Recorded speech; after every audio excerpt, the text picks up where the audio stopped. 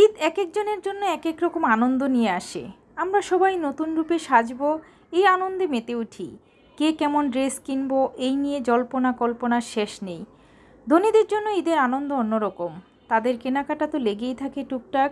ঈদে নতুন করে কেনাকাটা করা তাদের কাছে তেমন কিছুই না। বড়লোকদের ঈদ সেজন্য রাজকীয় ব্যাপার, আর আমার জন্য ঈদ শুধু কিচেনে রান্নাবান্না করে প্রিয়জনদের খাবারের জন্য। হ্যালো ভিউয়ার্স, আসসালামু আলাইকুম। আশা করি সবাই ভালো আছেন। আলহামদুলিল্লাহ আমিও ভালো আছি। সবাইকে ঈদ মোবারক। কারণ এখনও ঈদের আমেজ রয়ে গিয়েছে, সবেমাত্র ঈদের আজকে দ্বিতীয় দিন। এখনও সবাই ঈদের আনন্দে উল্লাসিত। একদম বিনোদন কেন্দ্রগুলো, মাঠ ঘাট রাস্তা সব জায়গায় হই হল্লো আনন্দ। আমিও সেই আনন্দের ব্যতিক্রম নই, আমিও আনন্দ করছি। বাচ্চাদের নিয়ে একটু আগে ঘুরে আসলাম, খুব ভালো লাগছে। আর ঈদের মধ্যে কি কি ডেজার্ট রান্না করেছি সেটা আপনাদের সাথে শেয়ার করছি। আসলে মিষ্টি খাবার আমার অনেক বেশি পছন্দের, তাই আমি বিভিন্ন রকমের ডেজার্ট রান্না করতে পছন্দ করি। প্রথমেই আসলে আমি লাচ্চা সেমাইটা রান্না করলাম, এটাও আমার অনেক পছন্দ। দুধটা খুব ঘন করে জাল করে নিয়েছি। আর ভিডিও শুরুতেই দেখিয়েছি আমি বাদামগুলো একটু ঘিয়ে ভেজে নিচ্ছি, এতে করে বাদাম থেকে সুন্দর একটা গ্রান আসে, খেতেও ভালো লাগে। প্রথমে লাচ্চা সেমাইটা রান্না করে রেখে দিয়েছি। এখন আমি এই চিকন সেমাইটা, এটা আমি জর্দা করে রান্না করব। এই সেমাইটা আমার ময়নার অনেক বেশি পছন্দ, আপনাদের ভাইয়াও অনেক বেশি পছন্দ করে। রাতে আমি পায়েস রান্না করে রেখেছিলাম, এখন আমি সেমাইগুলো রান্না করছি। এই সেমাইটা একদম ঝরঝরা করে লাচ্চা সেমাই রান্না করলে ভালো লাগে, কিন্তু আমি আসলে ঝরঝরা করতে পারি না, কারণ আমার বড় ময়না খুব বেশি মিষ্টি পছন্দ করে। কারণ তার মিষ্টি হতে হবে একদম কটকটা মিষ্টি, তো এতে চিনি বেশি দিলে না সেমাইটা ঝরঝরা হয় না, একটু আঠালো হয়ে যায়। তো তার পছন্দকে গুরুত্ব দিতে গিয়ে আমি একটু চিনি বেশি দিয়ে ফেলেছি। সেমাইটা মজা হয়েছে, কিন্তু ওরকম জর্দার মতো ঝরঝরে হয় নাই। যাই হোক, খাবারের আসলে যার যেভাবে টেস্ট, যে যেভাবে খেতে পছন্দ করে ওইভাবেই রান্না করতে হয়।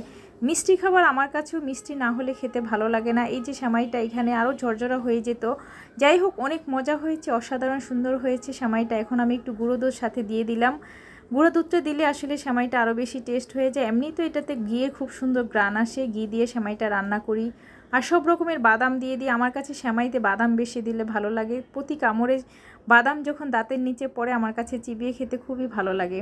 যাই হোক, সেমাইগুলো রান্না করে এখন আমি ডেকোরেশন করছি। এখানে আমি লাচ্চা সেমাইয়ের উপরে সব বাদাম কিচমিচ এগুলো দিয়ে দিচ্ছি, এটাতে উপরে দিয়ে দিচ্ছি। আর বলছি না, রাতে আমি পায়েসটা রান্না করে রেখেছিলাম। এখন আমি আরেকটা সেমাই রান্না করব। এই চিকন সেমাইটা, এটা আমার আম্মার পছন্দের, আম্মার জন্য একদম দুধ দিয়ে ঝোলঝোল করে রান্না করছি। তো এখানে সেমাইয়ের দুধটা আমি জাল করে নিচ্ছি, এতে আমি কনডেন্স মিল্ক দিয়েছি, গুঁড়ো দুধ দিয়েছি, দিয়ে আরও বেশি ঘন করে নিয়েছি দুধটা। আর একদম মজার ঘি দিয়ে সেমাইটা একদম কড়কড়া করে ভেজে নিয়েছি। এইভাবে সেমাইটা ভেজে তারপরে দুধ দিয়ে একদম ঝোলঝোল করে রান্না করলে না, এই সেমাইটা ঠান্ডা ঠান্ডা ফ্রিজে খেতে অসাধারণ লাগে। তবে দুঃখের বিষয়, আমার আম্মা ঠান্ডা কোনো সেমাই খেতে পারে না। এইখানে আমি প্রায় এক কৌটা পুরা দিইনি, বেশিটাই দিয়ে দিয়েছি। কনডেন্স মিল্ক দিয়ে আমি সেমাইটা রান্না করছি। এটা আমার আম্মার পছন্দের, আম্মার জন্যই রান্না করছি।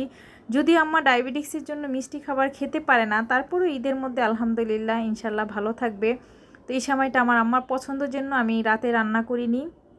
সেমাইগুলো সব আমি সকালেই রান্না করেছি, যেহেতু ফ্রিজে রেখে খেতে পারবে না, গরম গরম যে যতটুকু খেতে পারে, সেজন্য সকালে আমি ডেজার্ট আইটেমগুলো রাতেই রান্না করে রাখি।